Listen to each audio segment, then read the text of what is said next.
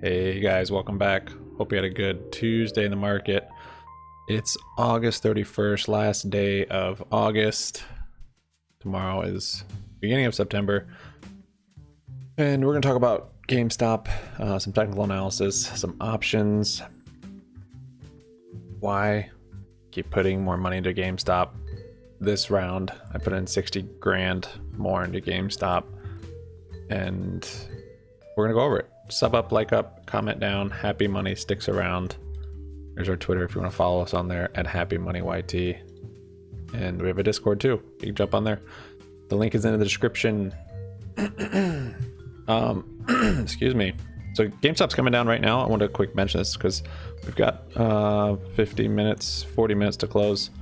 And there is a gap to fill down here. I put a line, this 209 gap to fill. So it looks like it actually might fill it right now, which I'd almost rather fill it now than have that thing lingering there. So it will be a nasty red candle if it does fill it now, but I think the chart still looks good. We're gonna go over GameStop in a minute. SPY maybe yesterday was our top on SPY. Today is the last day of August. Tomorrow they're changing. So you can't use the reverse repo, which today is all-time highs. It's over 1 trillion. And they can't use that tomorrow for, I think, collateral. So things are definitely getting shaken up in September, and SPY is it's feeling it. Today, actually, I think a lot of this weight of it coming down was from Wells Fargo. They had bad news, and they had a big sell-off today. This is huge for Wells Fargo. It's going to start with one bank. And it's going to start with one little piece of news, and it's just going to snowball. So I think the news was, I don't know, more bad news about them, I think, selling user information or something. I'm sure it's probably here somewhere. Case of restitution. I'm not sure what it was. It doesn't really matter, honestly. But it's just going to take one little piece of news that tips the scales. It breaks the camel's back, and that might have been it. We'll see. But this is a huge red candle for Wells Fargo. And so yeah, I think one bank at a time, we're going to see them coming down. My Wells Fargo puts I've had for a long time, they've expired, so we'll see. On a bounce, if we get a bounce on this thing, I might go in for some closer to the money Wells Fargo puts, or not, or just crazy way out of the money ones. But I'm going to wait for a bounce on that. Don't want to pay into premium. The SPY on the daily, I mean, it still looks bullish.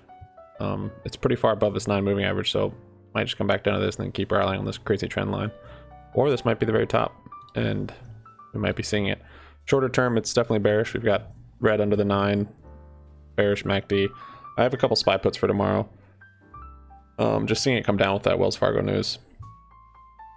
I got some puts for it. 449 put for tomorrow. So we'll see. I think it'll be a good one.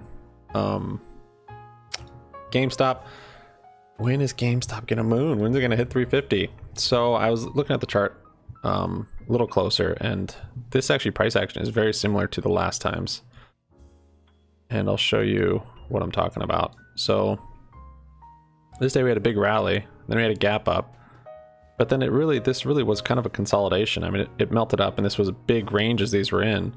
But overall, this was somewhat of a consolidation for at least a few days. I'd say 4 days, you call it consolidation, and then kind of a breakout. But then really just more consolidation even here until the peak. So back here, I'd say 1, 2, 3, 4. I mean, this was a little different than the other times that we're going to look at. But really 4 days of consolidating and then kind of a breakout.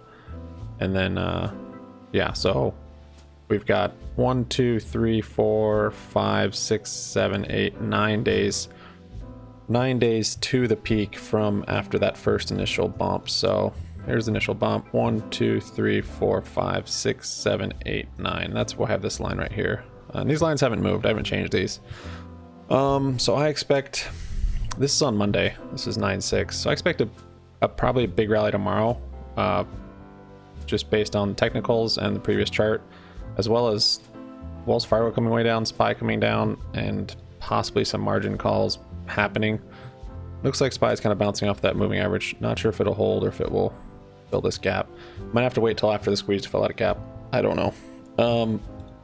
But yeah, I expect GME to bounce probably starting tomorrow, but I would say before Friday I would expect it to, and maybe not necessarily crazy high, but at least breaking out into new highs. So we look back here at March, and then this rally here.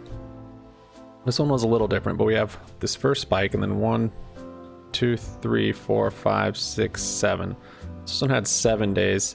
I don't know if I would count it as this day or this day, but six or 7 of kind of a consolidation and grinding up we had even back here in whatever month this is, March, before we had those last 3 days. So these last 3 days had the big gaps. Same kind of with here. It was 1, 2, and 3 on May there, and then January. I think we're this closest to January, where we had the bounce, and then we had 1, 2, 3, 4, 5. So they all pretty much had 5. I was looking at March and thinking it could be 4, and so I thought today might not be consolidation. We might start rallying. But as today turned out, I looked at it closer. I'm like, all right, well, it makes sense, I guess, if we just consolidate another day. And so this was the 5th day. 5th, 5, 6, 7, 8, 9. So I think we're probably closer to January. I'm not necessarily saying we're going to go up to 483, but that's what it's kind of looking like. And things could definitely play out totally different. There's all sorts of different regulations now, different rules they've put out. So this might be the top, I don't know, but from what I can see and what I'm putting my money on is just strictly technically, I would say this is still very bullish with this consolidation and our trading. So I am not worried in the slightest, and I still expect, so this is kind of the day, this is the 9th day, and then this line is earnings. That's Monday, Tuesday, Wednesday is earnings. So we will see. I do have options data for this Friday though, so before Monday. So hopefully we have this rally before Friday. I think we will. I'm gonna go over some of the trades, man. We got a lot. I'll start here on actually Webull. I started doing some trades back here on Webull. Let's see. Eyes. So I bought eyes calls. All these random shorted ones I think have been rallying, kind of in anticipation maybe. Just the spotlight. There's basically a short squeeze spotlight's kind of moving around today. We've got TCAT, eyes, CRNT, but that's actually setting up kind of nice too. Not bad. The daily looks good. So we got these calls, and they're actually, yeah, they're still up a little bit. 750 calls for September. Let's see. And then I actually opened up a spread on GameStop. You can open up spreads now, not on their browser, but on their desktop. So I opened up their desktop version, and I'm trying to sort it out. I'm still using this one for now, but I think the desktop version, hopefully I'll like it. So I opened up a spread at 295, 330 call, and this is for next week, next Friday. I wanted to kind of get option plays on each of the accounts, so they kind of all come up together. Looks like we found support there. Not going to fill that gap for now. So a gap fill is when it trades in the aftermarket and it basically closes at a certain spot and then opens back the next day higher or lower. So see, it closed here, and then all after hours it did this whole move, and then it opened here. So there's theories that they have to fill the gaps basically with candles. So there's a gap here that sometime will probably be filled. It's kind of interesting to see how it works out, but he typically always does. Yeah, it's looking good on that bounce. I'm liking it. So I did this call debit spread. So that will give us, that gives us good exposure. I don't even know what it does. Something like this. Let's see. Just show you guys real quick so you can visualize it. The 295, 330. So something like that. I'll open up that range a little bit. So it's pretty aggressive. SPY have to be, or GME would have to be at 305 by expiration to have any profit on this thing. So it is aggressive. It wasn't as aggressive when I bought it. GME's come down since then. But yeah, you can see what it'll do here if GME comes up. So max gain on it is just above that top strike of 330. So if it hits 340 by expiration, it's good.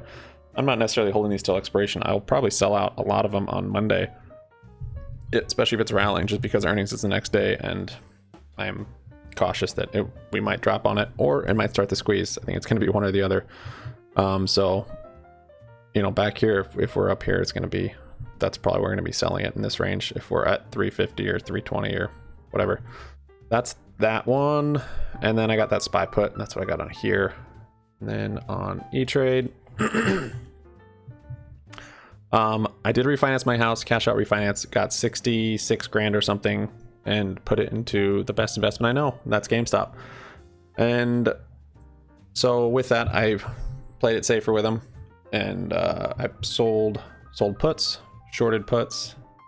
So basically we have 800 shares now on this account, and I sold 3 more 217.5 puts. So basically this gives me the obligation to purchase the shares at this strike price, unless if I close it, of course, or roll it, but that's closing it. So yeah, you have to put up collateral for this, but what happens is I keep the credit on here, if you look. So it's $2,800 credit, and if GameStop closes above 217.5 on Friday, the option expires worthless, and I keep the credit and nothing happens. So yeah, that's just a premium sell, and I expect it'll be above that. But yeah, if nothing else, I'll take another 300 shares. That's that play I did with the refinance money, and I guess that's all I did in there. And then we did so yeah, I can show you guys today. It's up a little bit. Most of that's probably just shares. Our calls and our options for expiring this week are a little sketchy, just because it's been trading flat for the last 4 days. Corsair, remember, it's rallying. I legged into that, so that's looking nice. The calls we shorted are down 40%, which is fine. I didn't time it at the very top, but that's now a debit spread. So for this Friday, I've got these 275 calls, and then this short put to roll, and then this one, or no, then these puts also to roll. And then all these down here. Book credit spread. So debit spread, debit spread, debit spread. 3 debit spreads down here. These are all for Friday, so we'll see. Not a whole lot of cost at these. My biggest cost for Friday is these naked calls, these 275s. Those are 2,500. So yeah, those are getting eaten a little bit at this point, but I think we will rally before Friday. And let me show you what we've got going on TD Ameritrade. This account, so it's up 1,900 today. This account had it has options for this week, and I wanted to add some exposure for next week, and I want to do it before we have this potential rally into Friday, either tomorrow, Thursday, or Friday. All 3 of those days, or at least one of those days, that we get some good price action. And so I wanted to get these calls for next week before it gets more expensive, and that's what I did. So these are all the ones expiring this Friday. It's kind of confusing, but these are all debit spreads. I can actually click in, yeah, that you can kind of see. I'll take the shares out of there. You can kind of see what's going on here. So this is adding all of them together. That's insane, actually. So if it's at 350 by expiration of, is that right? Yeah. Oh no, September 3rd. I don't know. Yeah, because those will go up too. That's true. Okay. Anyways, I don't even want to look at that. That's crazy numbers. But yeah, for next week we did another debit spread on here. It's 275, 350 call debit spread. They're all down a little bit because GME traded sideways today and kind of sold off since when I bought them. So I'll show you guys that on here. 275, 350.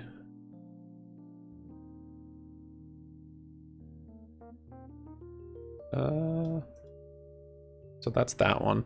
And these numbers have changed a little bit since I opened up the position.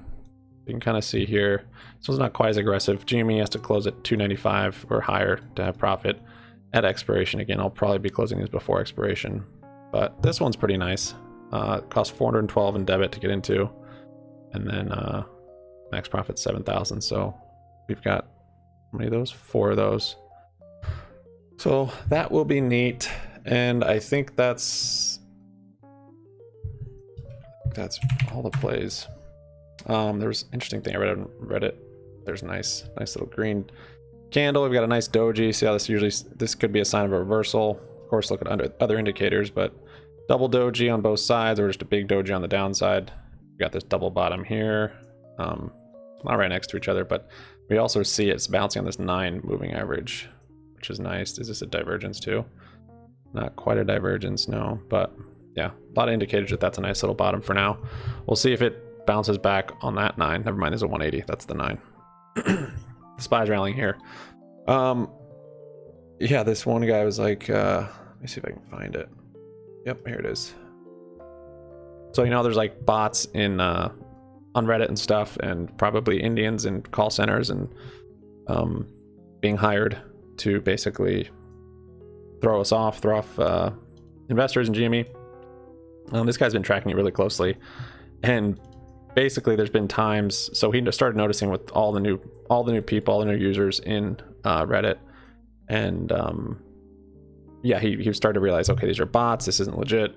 They're all on at hours when it's basically daytime in India, work hours, and they all get off when it's not. And yeah, so anyways, he basically said the last 2 days the user count's been way down all across Reddit, and it seems to him like it's much more natural. I don't know if he has a TLDR on here, but yeah, he's saying, okay, however, today and yesterday Superstonk has been below 40,000 consistently, which I thought was odd considering the hype coming into this week, which is a good point. I noticed it was also significantly lower across the meme stocks subs and crypto subs, which was even odder. The interesting thing is this time it's not a Reddit issue, because another time I guess he saw like 0 users and it was a Reddit issue, but this time it's legit. D&D, mildly interesting, and I don't know what that says. My conclusion, maybe I'm prematurely ejaculating, but I think the bots are gone from here, and the other meme stock crypto subs. Are hedgies running out of money for bots? I think we're able to find out this week if we hit Alpha Centauri. So that was, I'm not really looking at that data, but that's kind of cool to see. Yeah, GME looks good. Nice consolidation, nice bull flag. I mean, this thing's beautiful. We even kind of broke out a little bit of it today. That's what happens at the end of a bull flag, is it breaks out. I suspect tomorrow we will see that, and the market might be wild tomorrow anyways. We might actually be inversing SPY heavily, because I don't see the SPY rallying tomorrow, but I see GME rallying. At least, yeah, we'll see. This week's crazy, man. Holy smokes. All right, thanks guys for watching. I really appreciate it. Sub up, like up, comment down. Happy money sticks around. See you tomorrow. Peace out.